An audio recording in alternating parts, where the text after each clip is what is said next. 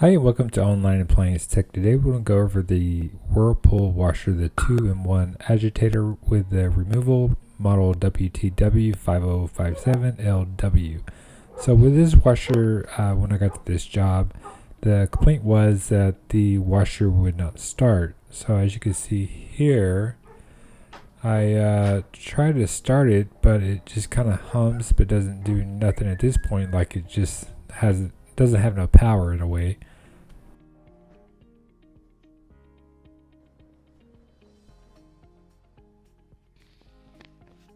So anytime you have a problem, you want to put this in diagnostic mode. You'll go 1, 2, 3, 1, 2, 3, 3 times in a row, and then the LEDs will blink. And then you'll hit the rinse and start button. This will start the automatic test mode. And at this point, it should go through the complete cycle. At the end of the video, I'll show you exactly what should have happened. But at this point, as you can see here in a moment, the washer still does not agitate or spin. And then you'll see here in a moment, I will get an error code, and from there we can check the error codes to see what it means.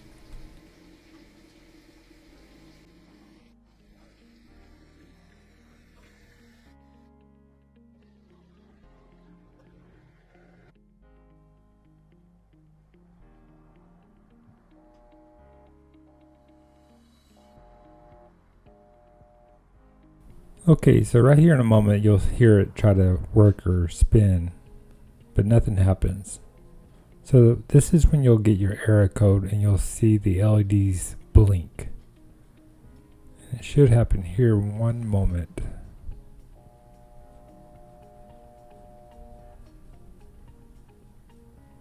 There we go. So you can see this sequence. So they're kind of hard to figure out. So let me try to explain this to you. So right here we have the 3 LED lights lit up, but the thing to look for is for the lock signal. If you have the lock signal, this means it stands for ELF. So if we go to the binary chart here, so the lock means ELF, the ELF code, and we have 1, 2, 3, soak, wash, and done. So this is ELF 7. So the second LED that blinks is done. So if we go to the chart, it's E1. So without the lock, it's E. So it's ELF7, E1 is the error code. So this states here the tachometer meter is missing the wrong signal. In other words, the actuator, the shifter, which has a sensor in there, is not sensing no type of activity from the motor. So once you receive your error code, you can actually go by this error code list I have here. You can screenshot it, or you can actually find it on the back, remove the back panel. Just make sure you unplug it. There's 5 quarter-bit screws that you will have to remove. And then the paperwork will be right behind the main control board, folded nice and neatly. Like I stated, just make sure you do unplug it. So now, since we understand how to put this thing in diagnostic mode or automatic test mode to pull up any error codes, so let's get back to the problem we're having with this one. So the machine is not wanting to agitate or spin. So with just a previous experience and been doing this for 20 years, usually it's the capacitor. So this one actually kind of got me. I came by and took the capacitor off and checked it, and it read 0 ultrafarads, which it should have read around 49 to 50. So the client called me back out and said, hey, it's doing the same thing, which was kind of odd. Usually you just replace the capacitor, and before I replaced the capacitor, I actually checked the windings in the motor, and they tested complete, or right, I would say. So this is my second trip out, so I was like, hey, let's make a video about it because this may fool someone else. So I brought a new motor and a new capacitor, and I actually compared the motor with the new motor, and the windings in the motor was actually 100%. So thinking about it, I was like, well, let's see if it's just due to the dirt, or if I put the new motor in and new capacitor and it doesn't fail, then that was a problem. It was actually the motor, even though it read perfectly fine. So you can actually be fooled on this one. When you do remove this capacitor, make sure to be careful, discharge it just before you start touching it with anything. Sometimes you can get shocked, so be careful.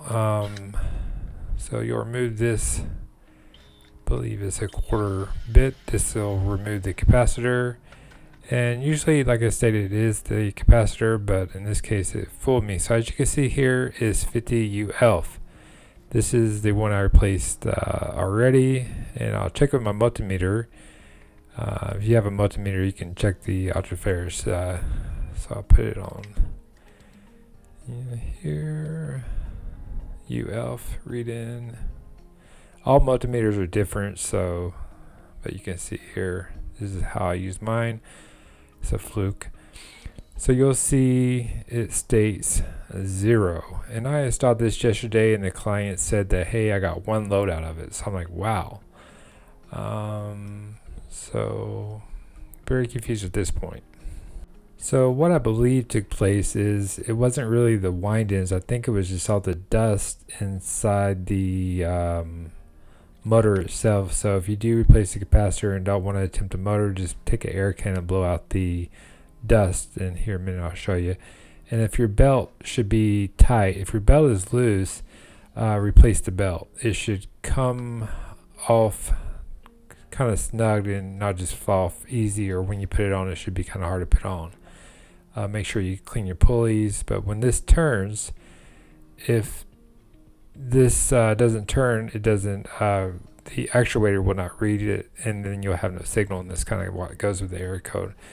So disconnect the harness here we're going to remove the motor, so disconnect this harness, and I believe it's a 3/8. You can use a drill or a crescent wrench if you have one, or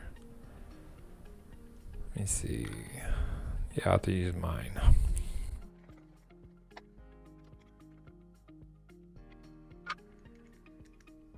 So yeah, my bad. Actually, it's 1/2. So you'll have these 2 bolts you have to remove is counterclockwise to loosen. So before you remove the second one, make sure you have the motor up under your hand to support it, so it just doesn't fall down on top of you. It should have a support either way. It shouldn't, but just for safety reasons. So I'd just like to loosen them up first, and then just use my hand to remove them, and then the motor will just slide right out, as you'll see here in a moment.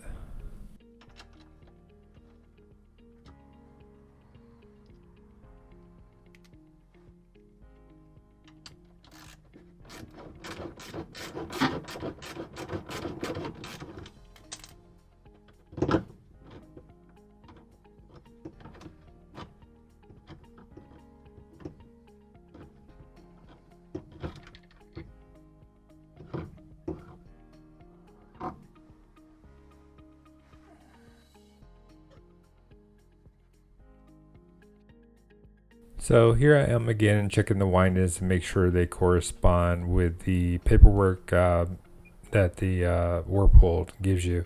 And yes, they all read correctly, so the wind-ins are fine. So safe to, for example, if the wind-in should say it should be 6 ohms resistance through one wind-in, and it reads 12, 20, or 1K, which is 1,000. Obviously that makes sense why the motor would drain the capacitor out, but like I stated, this motor tested perfectly fine, and it also tested the same as the new one that I installed. So at this point it has to be just the dust inside the wind-ins, so when the motor does work, it just probably overheats, and then it just sucks the life out of the capacitor. So at this point you can take an air can and just blow out the motor and just replace the capacitor. But if the capacitor fails, more than likely you're not going to get a return on it because it's not the seller's fault. So you have to replace the capacitor again, which they run anywhere from $50 to $70, I believe.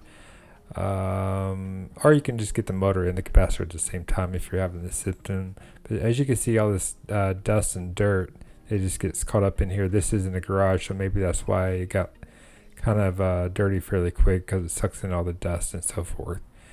So this is the new motor, so we'll go ahead and install this. Just slide it up and it'll slide right into place.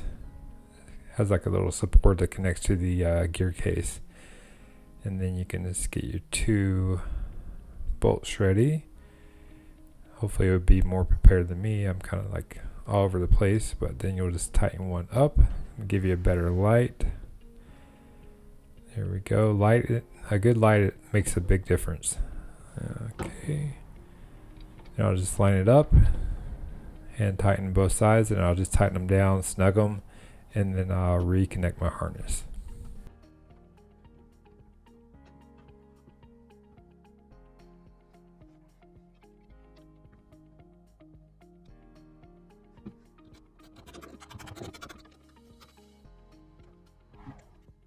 So back to the belt. When you install this belt, it should be kind of difficult to put on. If it goes on super easy, replace it. That means it's not going to grab, and your drum will not spin as fast as it should, and then also the sensor will not read correctly, and your clothes will be damp.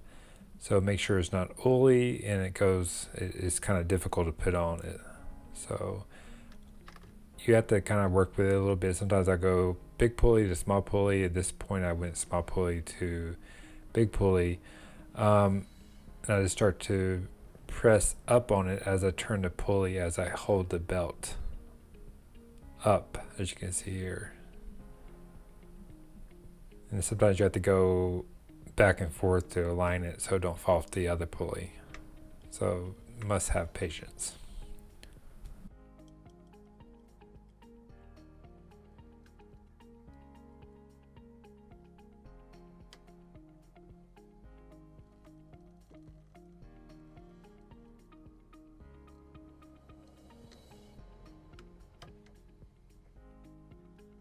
So once again, if the belt is loose, if it's not nice and tight, it will not spin fast, and then the actuator, which is here, will not sense, which has a little circuit board in there that tells the main control board the load size and so forth. There's the pump. It's real simple to replace. Believe it's 3/8.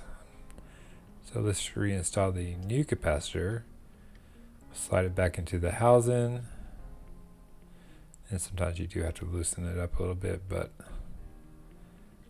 go. And this is a 1/4 bit for sure. And then you'll screw this back into the gear case, which has a little hole meant for this where it goes.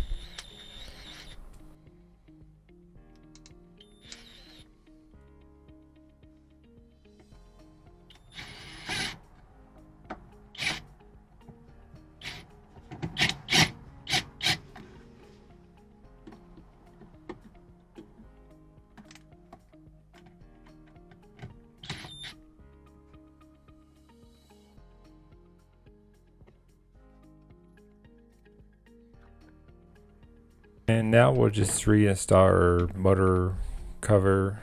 It can only go on one way, and this is the 3/8. So line it up and just put your 2 bolts back in to hold this into place.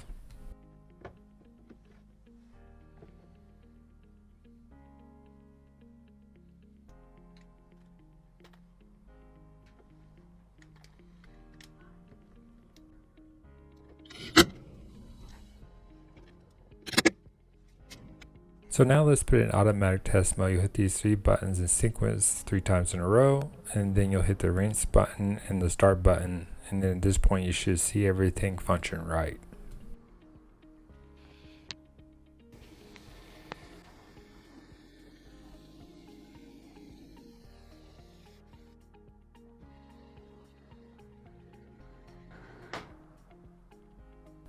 Okay, so at this point of the diagnostic or an automatic test mode, I would say it should start to agitate. So the shifter, which is the actuator, will shift for agitation. It'll actually lift up the, let me see, there we go. So now we have agitation, which it felt in the first automatic test mode, and then the shifter will activate the spin, and it should spin here in a moment. And it does take a little bit of time to shift into place. Another point, if your machine is agitating and spin at the same time, it means usually it's your gear case or your shifter, but this is what it should do. It's actually just spinning. So It seems like well, actually, it did fix the problem. The client didn't call me back, so definitely took care of it.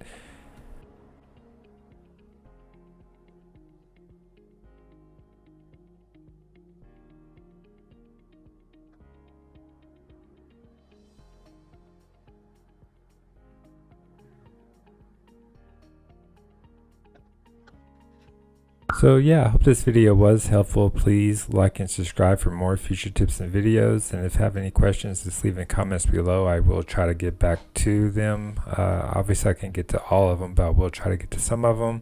If you need any parts, just check out our online store. And have a good day. Thank you. Bye.